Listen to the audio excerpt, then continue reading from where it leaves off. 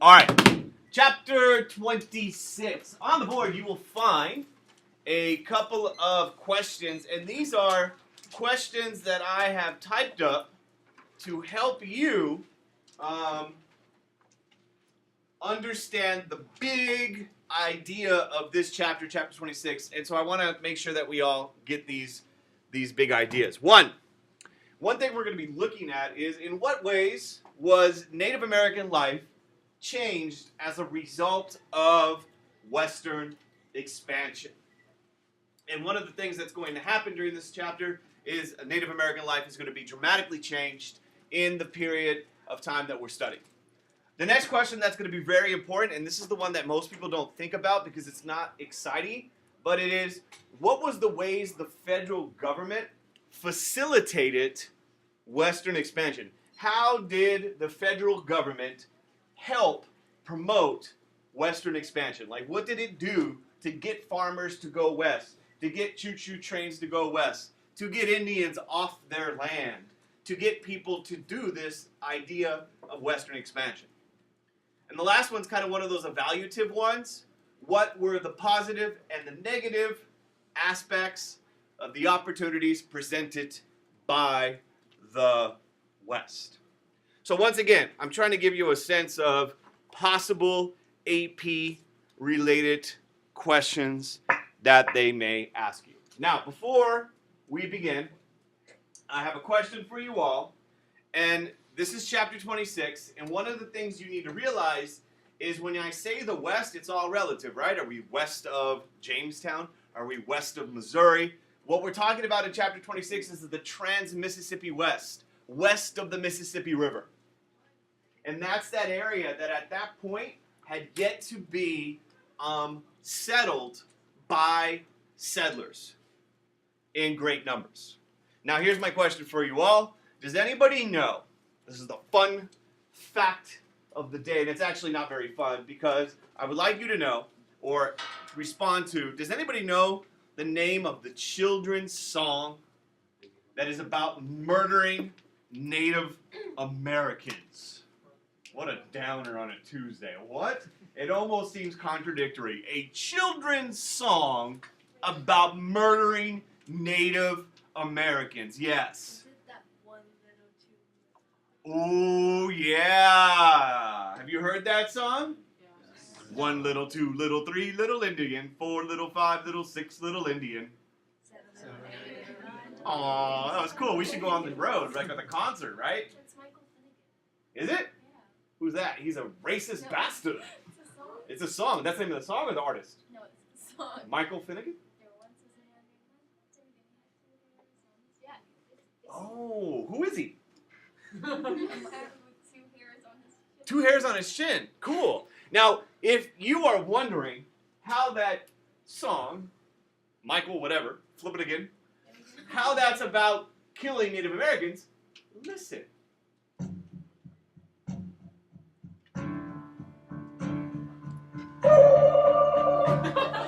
That's some racist stuff right there.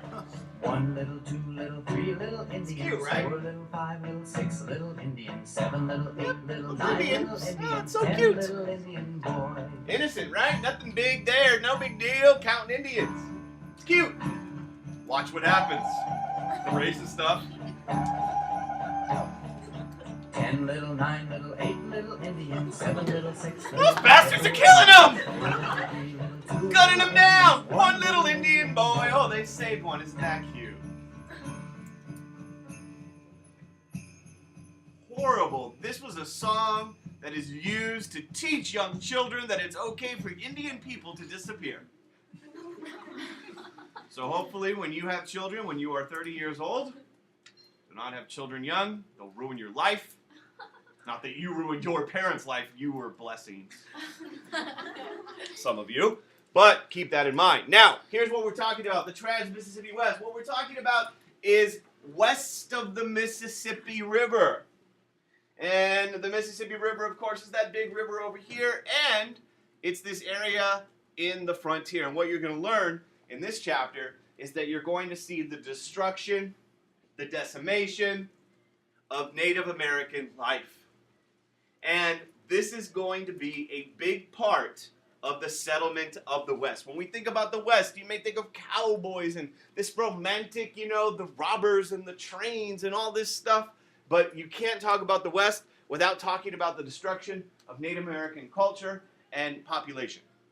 And if you take a look at this map, you'll see the purple, 1819. That doesn't mean that Native Americans were all in every corner, every acre of land.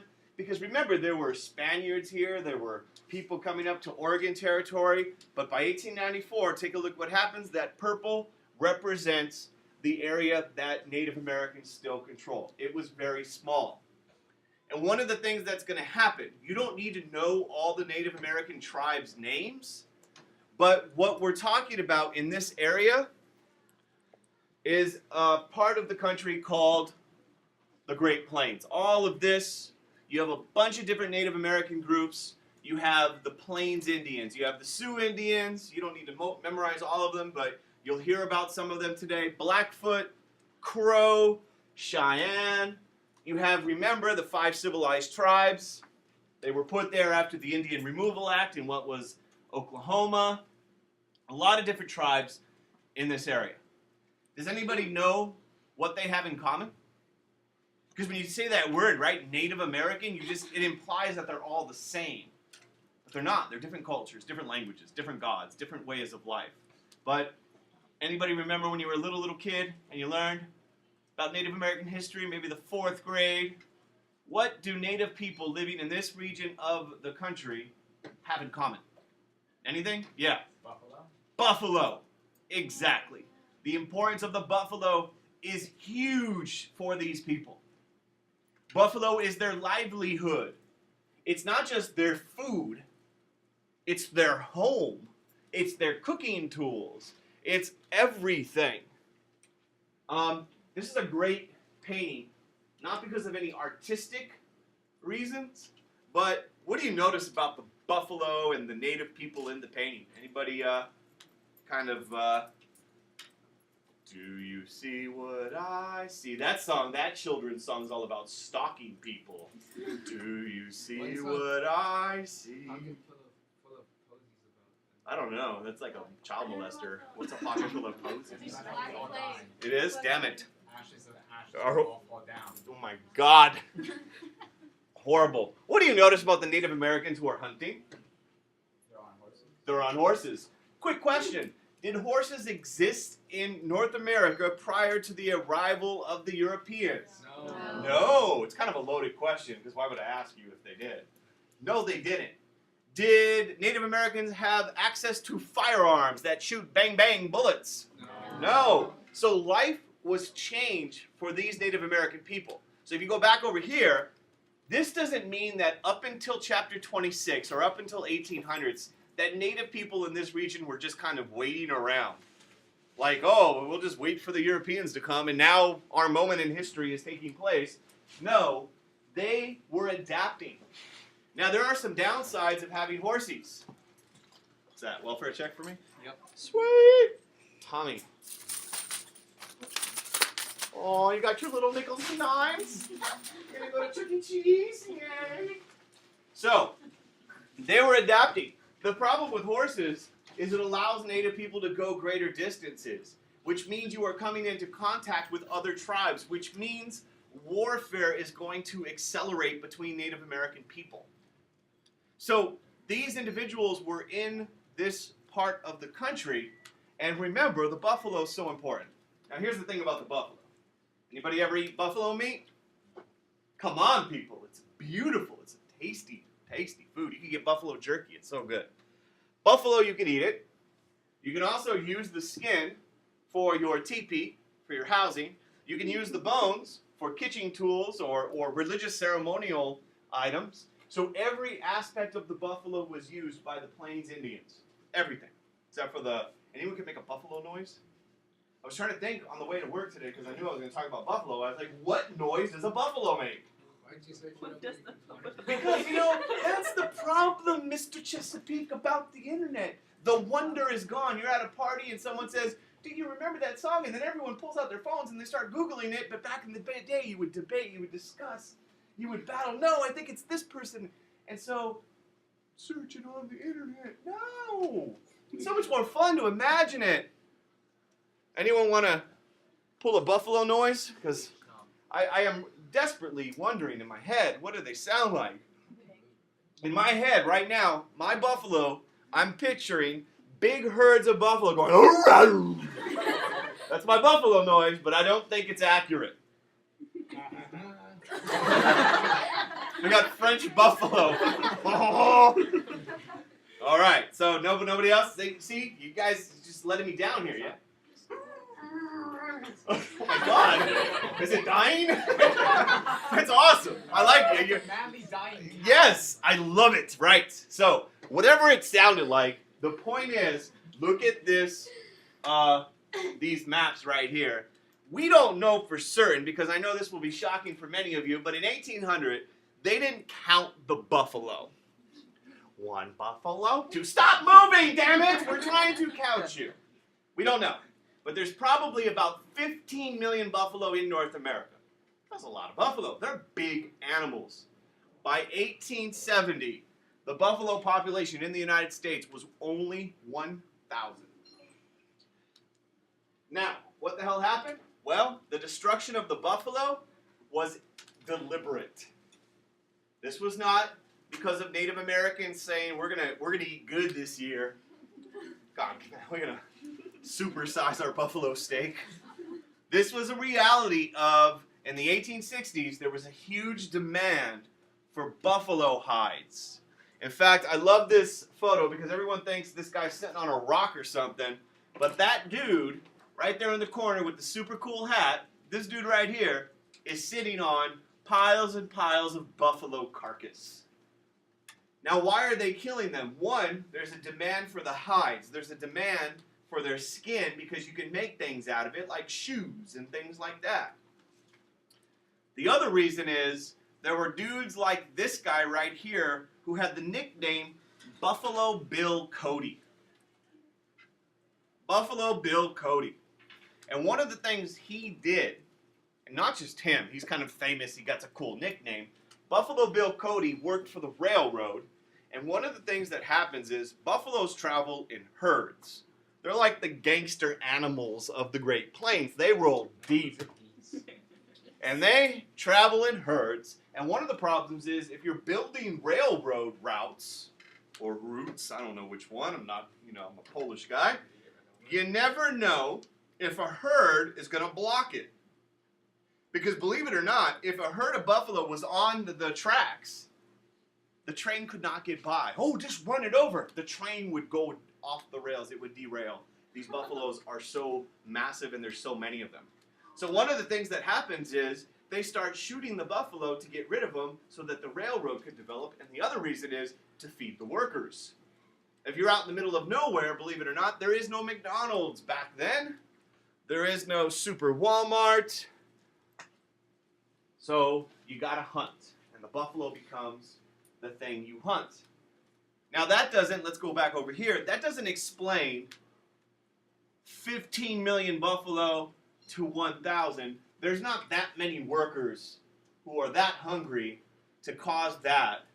And there's not that much demands for buffalo hide. So does anybody know the other reason why the buffalo population is going to just plummet? Not disease. It's not nature. Some always die because of disease. It's like, Charles Darwin crap right there. Survival of the fittest. Why would the buffalo be killed off? What would be a motive there? Money. What kind of money, though? It's not like you kill a buffalo and a dollar bill tree grows. That's a good children's book, right? Huh? They have expensive fur. Yeah, but that, even that, the thing about that is, if you have 15 million buffalo, remember, for those of you who are in business magnet, supply and demand. There's only so much that you can make. If you had so much hide or fur, the price is going to go down. So it's not that. Come on, think really evil. Game. They kill you For fun? Yeah, but even 15 million buffalo, that gets boring after a while. When I kill little kittens, I kill at least 20 and then I'm bored. I go home, right? I can't kill more than 20. Like, that's just tiring. You swing them by the tail, you smash them into rocks. Like, you were allergic to them, though. I know you wear gloves, Toby. Come on, think, man. So you can't. I mean, that gets boring after a while. You can't just kill buffaloes for the fun of it. I don't kill kittens. Relax. I did kill one. I ran over it. It was a mistake. It squiggled for a while, then it slowly died. But what was I gonna do? It was sleeping on my back tire. I pulled out in reverse, and I heard, "Roar!" And I was like, "Holy crap!" I looked, and there was a baby, and it was squirming. It was a mess. I felt really bad, and I went to church, so I'm curious. Its stomach was on the sidewalk. What was I going to do? Scotch tape it back together? You can go, little brother. Come on. No, it died. Sorry. Forgive me, okay? It was my fault. Who sleeps on a tire? Survival of the fittest. It deserved to die. That's what it has fur for. Are hairy people less cold? Yes. Lucky. I'm hairy too, but I guess. No, come on. Not fun. What are you going to kill the buffalo for? House pets. Have you ever seen how much a buffalo craps? It's pretty astonishing. I went to the Los Angeles Zoo Magnet, so I saw firsthand, that capacity for poo was pretty impressive. Think evil. Who needs the buffalo? I gotta walk you through it. I'm gonna hold your hand like a bunch of toddlers. Who needs the buffalo? Whose land do we want? If we kill the buffalo, what do we hurt? Oh, wada bing, bada boom. Aren't you smart? Connect the dots. I gotta do fill in the blank with you people. Exactly.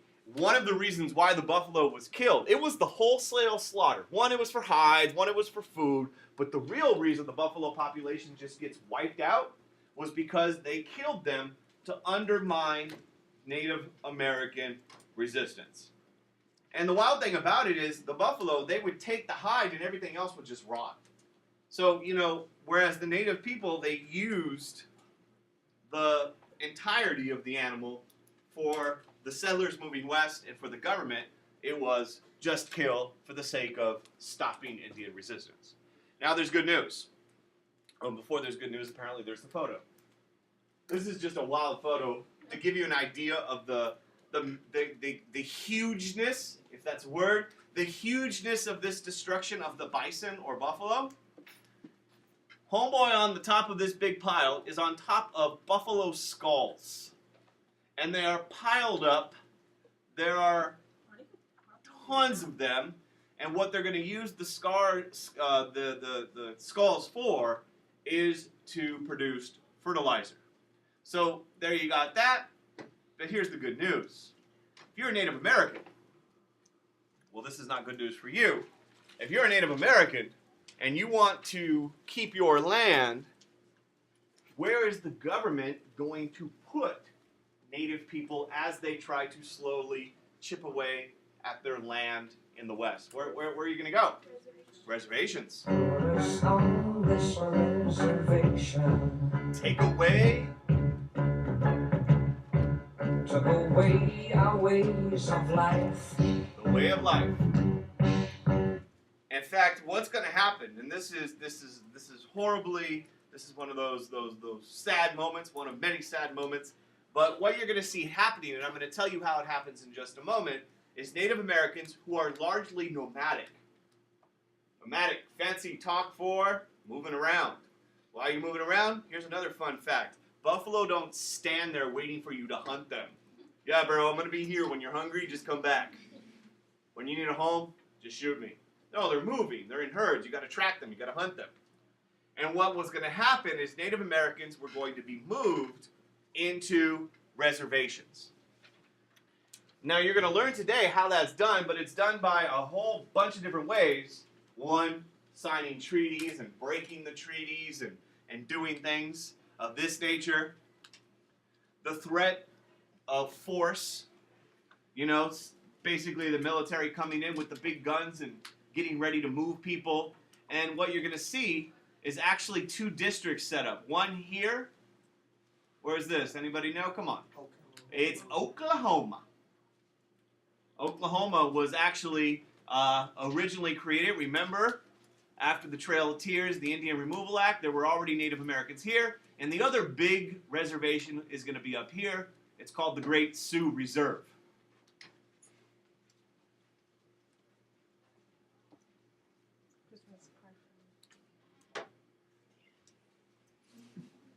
Thank you.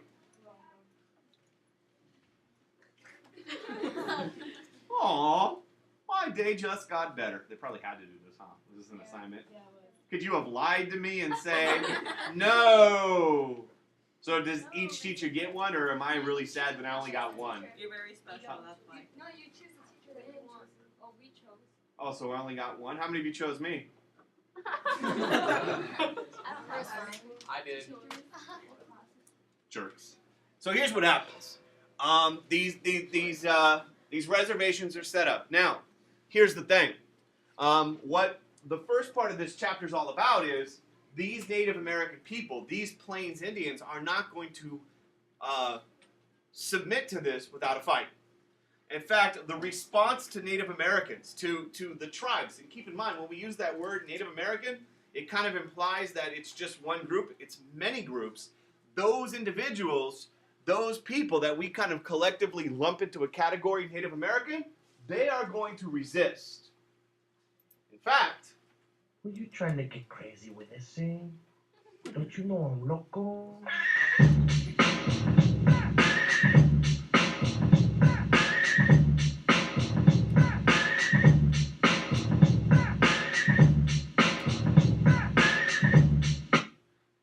something that's going to take place during this time is the Indian Wars. And they're kind of collectively called the Indian Wars. There were a whole bunch of wars that took place over the period of 1860 to 1890. You can see on the map where the red stars are. Those were the big battles or kind of massacres, depending upon your perspective, where they took place. And these Indian Wars are going to be the result of the resistance of the Native American people to settlement of the Americans of Native American land.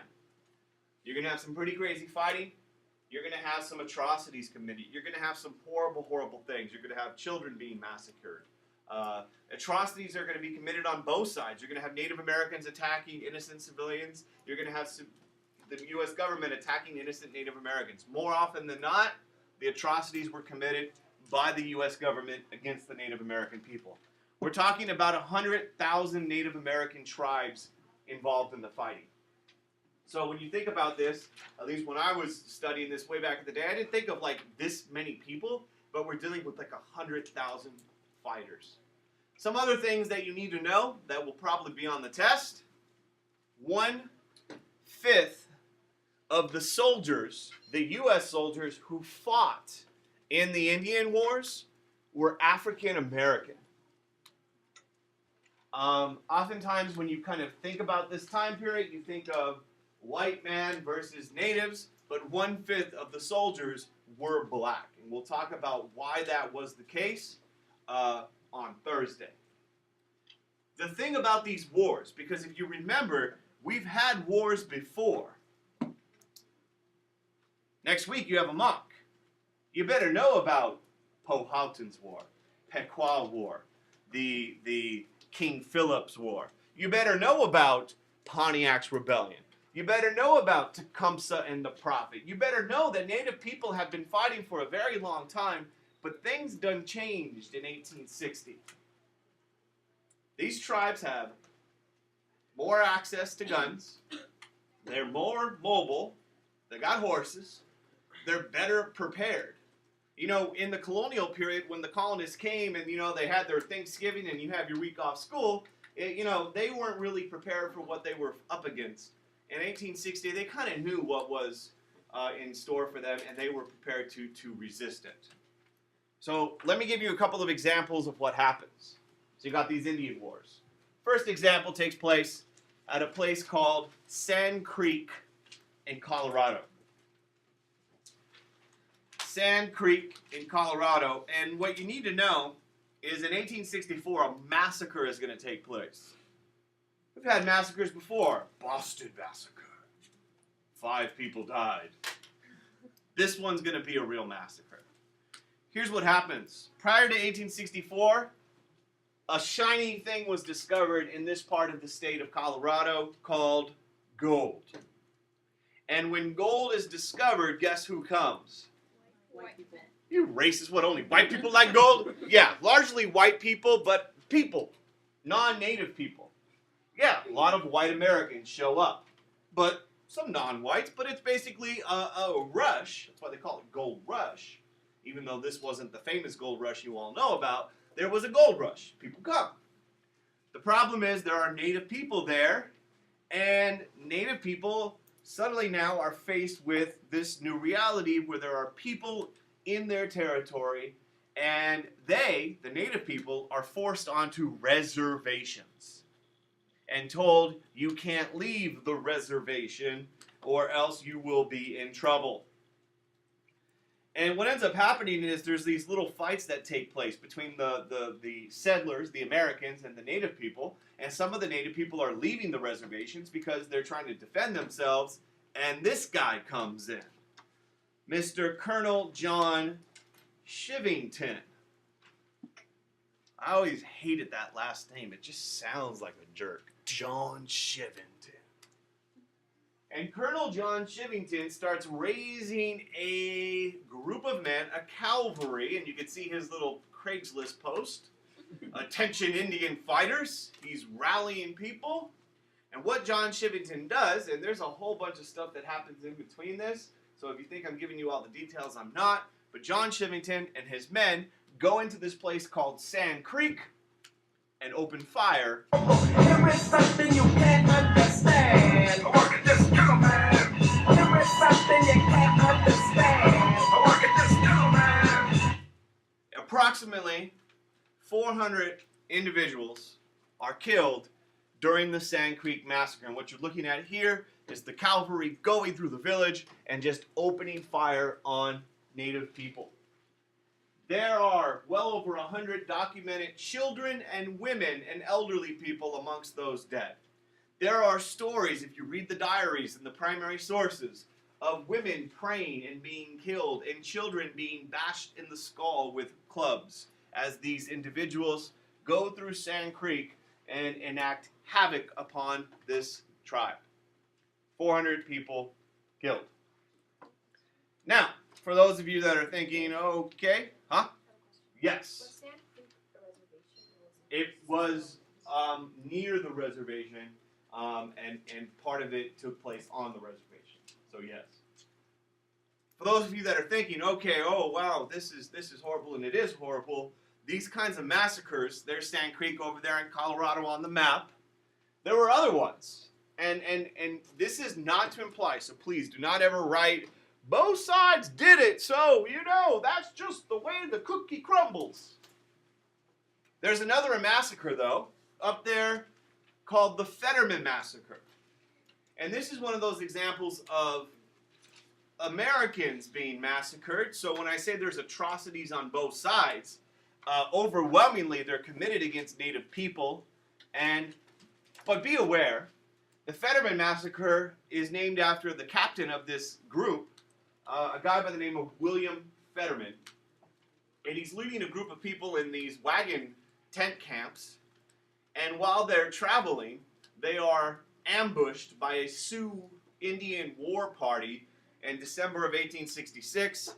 And approximately 80 civilians and soldiers are killed amongst Fetterman's group. Now, I only mention that because they may ask you, did atrocities only occur one way or the other? And the reality is they happened on both sides. But once again, overwhelmingly, they were committed against native people. Let me give you an example of the most famous one. And this is the background to the Battle of Little Bighorn. Battle of Little Bighorn is an interesting battle. It becomes this famous story in American history, but in 1874, gold is discovered in these parts of the United States near Montana and the Dakotas. And the reason why that's important is, once again, tons of people start coming into the territory, tons of settlers start coming in, and they're trying to have access to this land so they can get rich. The problem is that land is occupied by the Sioux Indians, and the Sioux Indians start negotiating with the U.S. government over access to this land. And by 1874, the negotiation between the government of the United States and the Sioux Indians basically falls apart. Enter in this guy, Mr. Custer. And there he is with some Indian scouts because he was assisted by some non-Sioux Indians who helped show him around, kind of give him his tour of the place and give him an opportunity to find where he's going. So George Armstrong Custer enters in the area, and a leader emerges amongst the Sioux Indian, a guy with an awesome name, Sitting Bull. That's his native name. So you got these two men. On one side, you got Sitting Bull. On the left, and on the other side, you have Colonel George Armstrong Custer. Now, what ends up happening is Custer. I love this photo of Custer. He just looks like he's about to vomit, like he drank too much at a party. So we're going to make him a little bit more dignified, ladies and gentlemen. We all have bad photos. We don't like them to be, put out there. We want to be, looking better. So here's a better, kind of more tough guy image of George Armstrong Custer. So Custer's there, Sitting Bull's there. Sitting Bull is leading resistance to American settlement in the region. It's 1876, which we're skipping years because we skipped to chapter 26. Anybody know who's president in 1876? Any wild guesses here? Grant is. Ulysses S. Grant. And Ulysses S. Grant orders all native people on the reservation by January 31st of 1876, or else they will be hunted down and arrested or killed. Well, Sitting Bull and his people don't exactly like this order, and they defy the order, and what they do is they attack George Armstrong Custer and his men.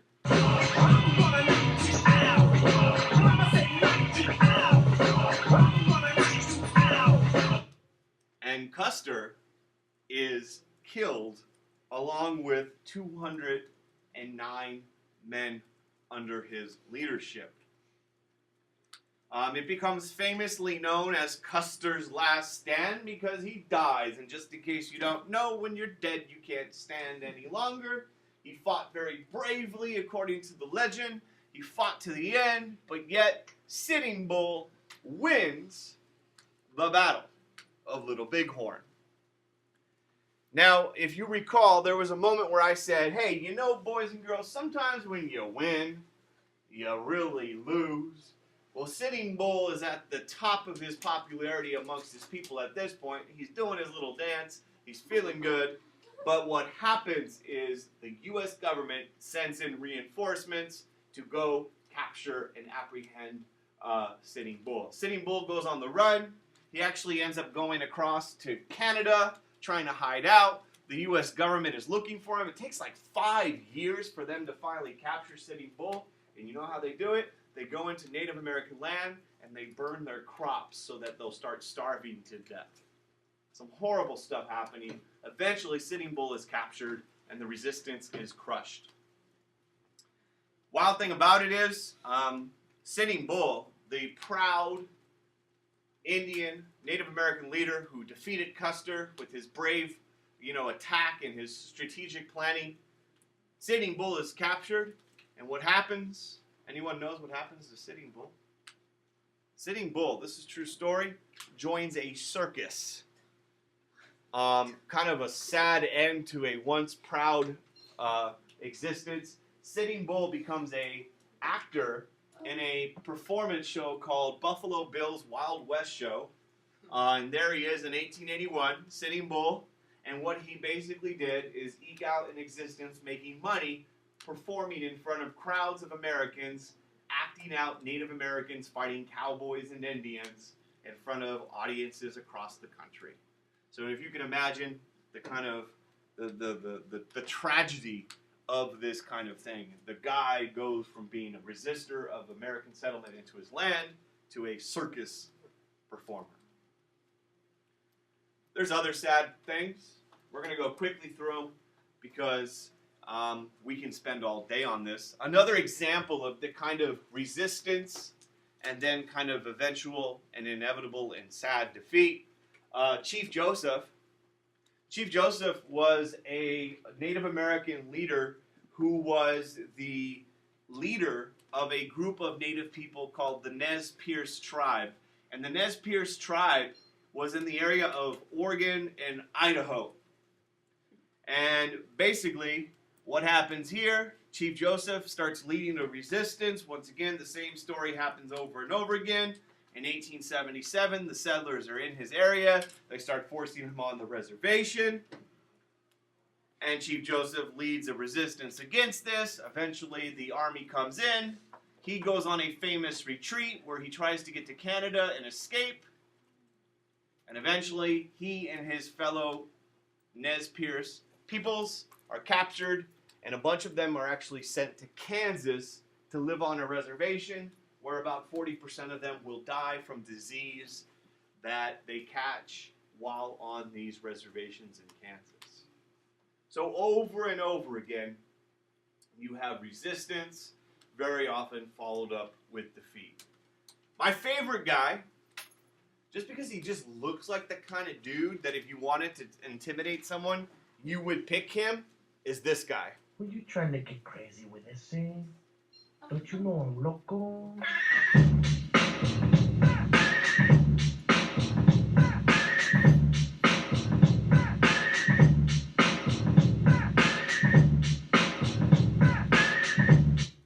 Geronimo. Geronimo was an Apache Native American chief. The Apache people were in the area of Arizona and New Mexico.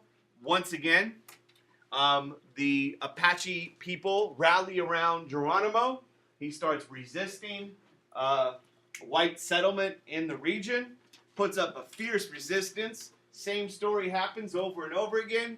The U.S. military comes in looking for Geronimo. Geronimo actually sneaks across the border into Mexico trying to evade escape. But unfortunately for our friend Geronimo, who just looks like he can whoop some butt, he and his men are It is pointless to resist. captured. In fact, this is a group of Apache Indians which are waiting for transport to the reservation via the train. So this, once again, over and over again, this story of conquest, the conquest of the frontier. And as you can see in this kind of these different maps, this slow, actually not so slow, rapid, just kind of taking of land from the Native American people. And one of the things that you need to be aware of is the role of the railroad. You don't think about that, right? You think about like some guy on a horse fighting Native American people and this kind of tragedy that way. But the railroads play an important role because they allow the U.S. government to bring out tons of soldiers and resources and settlers. They accelerate the destruction of the buffalo, and they divide up Native American land by putting a train physically through land that at one point was belonging to Native American people. You divide the land, you split that, and that causes all sorts of problems. Take a look what happens. There were people, in spite of those of you in the room who were saying, why didn't they just shoot them all? There were people who actually wanted the government to change their policy, and there was a group of people who had in amongst their goals this idea of saving the Indians. Now notice the word saving happens to be in quotations, air quotes, saving the Indians. In fact, you get the man woman. What? The man woman, Helen Hunt Jackson.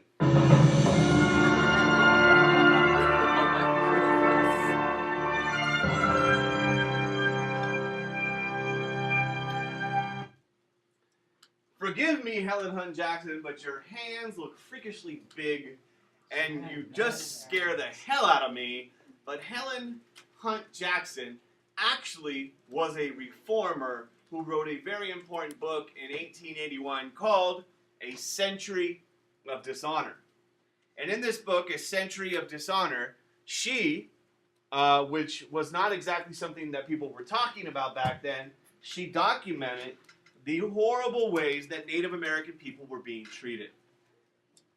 The book was basically questioning the tactics and the policies of the U.S. government, and was a very important book in helping bring the plight of Native American people to the attention of everyday Americans. Now, here's the thing that kind of, it sounds wonderful, and it is really important, and Helen Hunt Jackson was an advocate for Native American protection. But not all of these, quote, reformers had the right idea. Some people felt, yes, Native Americans should be treated better, and the way to do that was this. Meet Tom. Tom Torlino is a Cherokee man. Now, you don't need to know Tom. He's not a historically, monumentally important figure. He's not going to transform American history forever. But Tom was a Cherokee Indian who went to a school called the Carlisle Indian School in Pennsylvania. And here's Tom after his attendance at this school.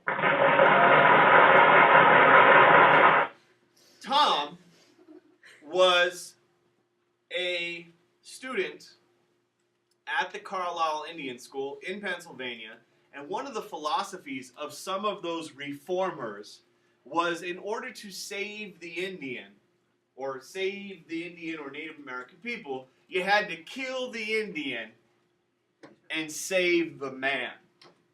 And the idea was the way that Native American people were going to be treated more humanely is by assimilating them into American society.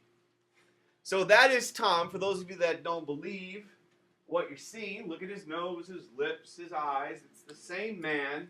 Hair's cut, clothing has changed, earrings are gone, and his skin is lighter because he is no longer living a nomadic lifestyle where he is out hunting and doing things that his people have been doing for years.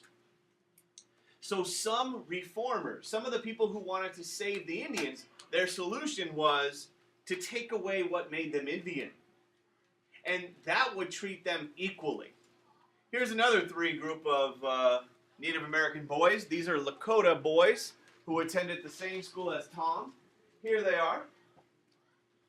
Upon their arrival and days at the Carlisle School, their hair is cut, their clothing has changed, they're no longer supposed to be worshiping their Native American religions, their spiritual teachings. They are supposed to be good Americans. So for some of those reformers who wanted to fix this problem, the solution was not, let's let the Native people have the land and continue to support and encourage their Native American culture. No, because we want that land. Let's save them. Kill the Indian, save the man. Now this made me think. When I learned this, I started thinking, what are other dramatic makeovers in American history?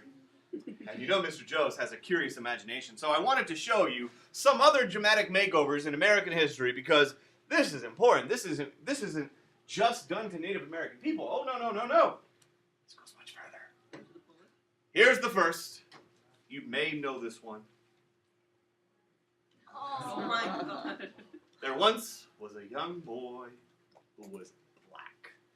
And that young boy grew up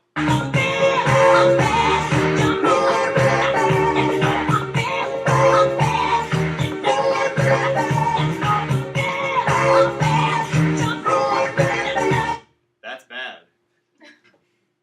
I don't want to get my censor on my YouTube. Michael Jackson went through some changes. Now I know there's, he had some skin disease, and some people say, or maybe way too many plastic surgeries, and at the end of his life, his nose was literally falling off. But that was an interesting one. Another one. Oh, there were. He died. This probably is not good because he actually died, so he never got a chance to turn into Yoda.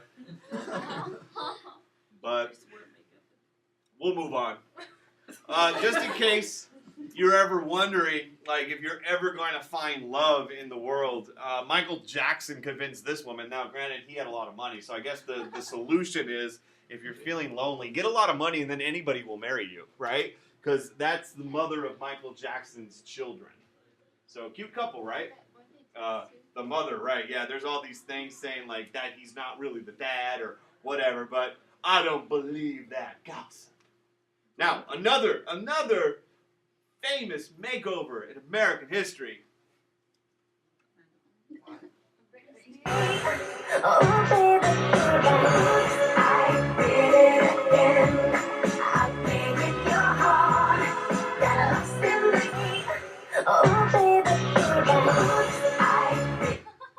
She's gone through changes. According to period 2, she's back to normal. Yeah, she is. She is. Oh, woo! Look at that. We come full circle, right? So, you know, there's Brittany. She's kind of going through these different stages and whatnot. Kissing chicks. And then there's another one. I know it's Madonna, but still, it's weird, right? Isn't it like her mom's age? It's kind of bizarre. And so, here's another one. Subway. You know who that is, right? Come on. The Subway guy. You don't remember Jared? The Jared commercials? He ate all the Subway and then became, like, really thin and became, like, a big old guy and, like, not big, like, physically. He became big, like, you know, famously. There was people that actually were waiting in line to get Jared autographs. That's sad. So Jared, you know, he weight lost. Now, back to history. There were people who supported this law that was passed in 1887. And this law was passed by Congress in 1887, and it's called the Dawes Act. And some of the people who supported it were those so-called Friends of the Indian. And what this law did, if you've ever heard the saying, and it's kind of a good, I think, saying, is sometimes the road to hell is paved with the best of intentions. Sometimes the road to hell is paved with the best of intentions, and if you're kind of scratching your head saying that's way too deep on a Tuesday in December, just 1 week before we take our final, So deep, I can't. Why did you take my line? Because you didn't say it. the reality is, meaning you have good goals, but ultimately your path towards them leads to bad things. What did this thing do? Well,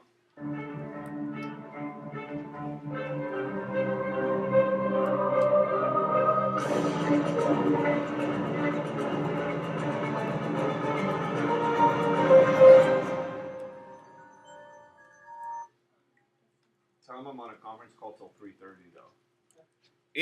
It does the following. 1, it ends tribal ownership of land. And if you recall, one of the first things we learned in APUSH history back in chapter 1 is typically Native Americans had a very different perception of land and property. There was no such thing as private property. It was the communal property. So under the Dawes Act, tribal ownership of land was ended. It no longer existed.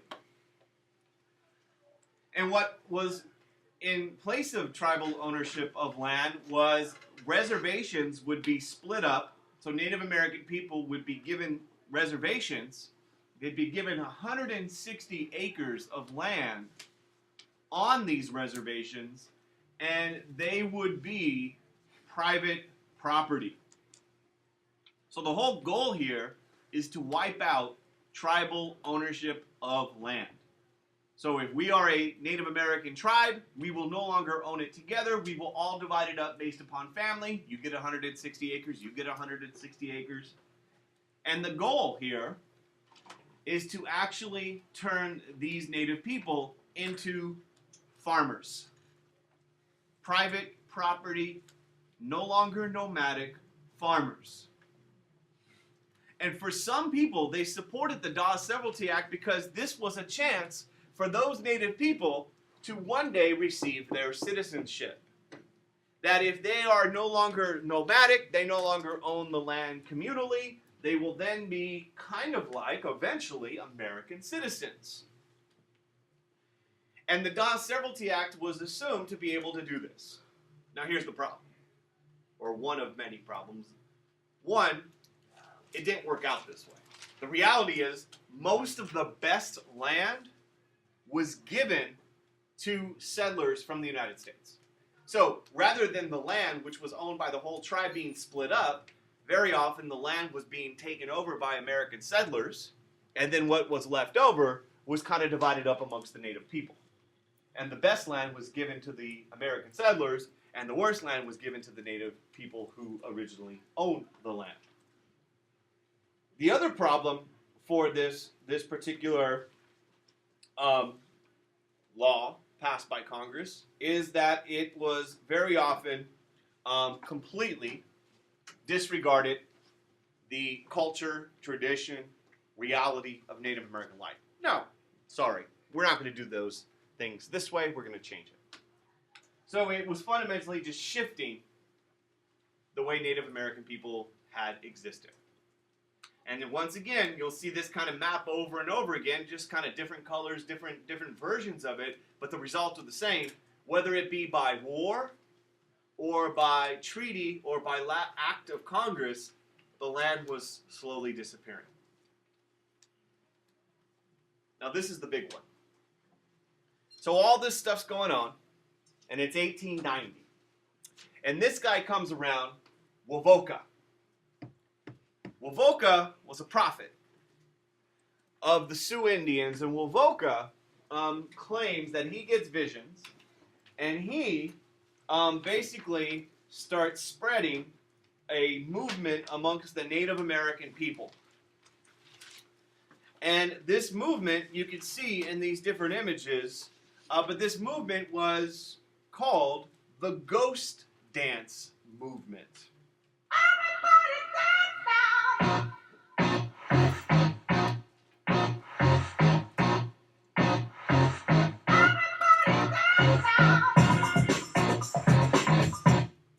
And for the Sioux Indians, which were in the Dakota Territory, up there in, near Montana, North and South Dakota, they were feeling that life was rough. In the 1880s, life was going really difficult for the Sioux people. There were all these restrictions based upon where they were allowed to go. Life was, extremely rough because disease was killing the cattle they owned. And Wovoka, a prophet, says, hey guys, I'm going to restore the Sioux nation, the Sioux people, back to greatness. And one of the things he says is he starts spreading the message of the ghost dance. And basically the ghost dance was this idea that if you do this dance, these Native people do this dance, you, the Sioux people, would rise up. It was like a cultural revival. And there was a belief among some people that if you did this dance, you would be immune to bullets being shot at you. Okay? So this is a cultural revival. This is a prideful kind of awakening of the beliefs of the Sioux people. And the government of the United States does not like this. Because think about what you have here. You have Sioux people meeting, feeling pride in their culture, and organizing themselves. Now, every year, there's always kind of somebody in some class that will kind of laugh. Like, oh, this is so silly, right? So you believe that if you do this dance, this ghost dance, that your people are going to have good luck, and you're going to be immune from bullets, and your ancestors are going to protect you. And I always think to myself how, and I hope you all do, when you all go off in the world and become, whatever you become, that people are different, right? So we may look at the ghost dance and go, okay, that's not really real, but I want you to think about something for a minute. Before I tell you that, it's going to take place right in here, and we're all leading to an event called Wounded Knee. So in case you're wondering, where's this going? Right there in the southern part of the Dakotas. But I want you to think about something here. There's an assumption, right, that the majority of people in this country are Christian or Catholic. And so imagine how it must look to someone who is not Christian or Catholic that when you dip your hands in water that is supposedly holy, and you put, yeah, it has fecal matter in it, Oh, or you do the rosary, or wear the Jesus piece, or if you throw a touchdown and you get a touchdown, and that must mean God wants you to win, right? You know, I love it when they do, thank you, God. So that means if God doesn't get the touchdown, he hates you? I'm so confused. So, you know, just think about just kind of how belief systems and, you know, what is considered, you know, acceptable and not. So the ghost dance starts spreading, you know, for the American government, who largely, you know, whether or not you have freedom of religion or whatnot, you know, this seems silly. Well, this may seem silly from the Native American perspective. Well, what happens is they start getting nervous and they do something about it.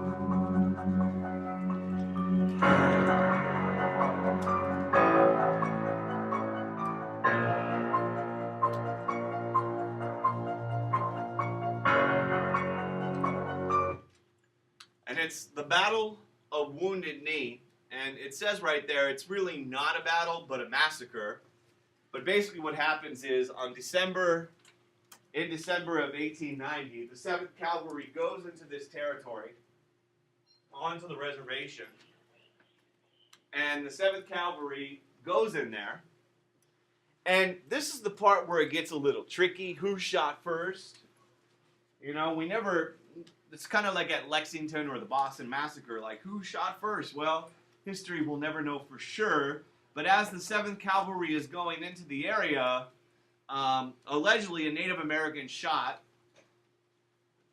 under a blanket, opened fire, and the 7th Cavalry returned that shot with a wholesale massacre where over 300 Native people are gunned down. And the reason why Wounded Knee is so important is it is the last of the Indian Wars. The last major of the Indian Wars is Wounded Knee. We call it the Battle of Wounded Knee, but, you know, that's all because it makes us sound less aggressive, I think. Was it really a battle? Well, let me show you the aftermath. The people who are killed, amongst them are infants, elderly people, as you see right here. The wild thing about it is, because of the weather and the snow, the bodies were kind of left to just be there for a while. And so you have all these crazy images of just kind of frozen corpses having been preserved. This is the cavalry coming in and kind of trying to identify the scene and seeing basically the mass graves that are going to be needed. Collection of the bodies and the burial in these mass graves. Wounded Knee is, when you think Wounded Knee, it is the last of the Indian battles, 1890. So, technically, the end of the Indian Wars occurs in 1890, and a couple things, and then we'll be done for today. One, population is going to drop by over half. In fact, we don't know for sure, but at the beginning of this period, there were about 250,000 Native Americans in this area, the Trans-Mississippi West. By 1890, that numbers to about 100,000. So a huge decline in population.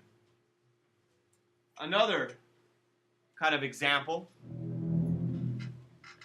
for those that survived, there was forced cultural assimilation.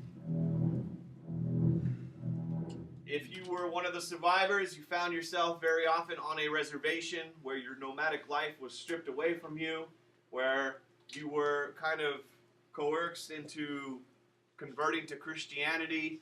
So for many people, your life was altered and your culture was denied. And of course, many people felt that this was somehow in the name of civilization and progress, done through violence, intimidation, broken treaties, laws, or all-out war. And so the story of the treatment, I don't think anybody came in here with any delusions like, oh, this is going to be a fun little nice story. No, it is one of the dark chapters in our history. And at the end of the day, Native life is not valued by the American government. And we are still dealing with the consequences of those events. Couple of things that you should know. If they ask you questions about Native Americans, and there's a wide range of periods, keep in mind we have been dealing with the history of Native American resistance and Native American subjugation for a long time. And I just want to kind of point out one thing that may seem silly, but one day you may be watching TV or reading the newspaper, and you may come across a controversy, and you may go, I don't get what's the big deal. Who's that? RG3. RG3. Football player, great football player, having a bad year. He plays for what team? Washington Redskins. Washington Redskins. The rest of you don't watch sports. Washington Redskins. Washington Redskins. There is a movement of people who are, for a while now, questioning the use of Native American symbols or names, because the term Redskin is an offensive term. It is not even like, there are other teams like the Cleveland Indians. There's the Atlanta Braves, the Kansas City Chiefs. I did tell you when I talked about the 5 civilized tribes, the Seminole Indians who fought back in Florida, there's a college that uses the Seminole Indian as their mascot. The Redskins are the probably biggest ones because there's a growing movement of people who are saying that the use of that name as a mascot is offensive and a complete lack of respect for the Native American people who have already, of course, suffered enough in our history and are still around.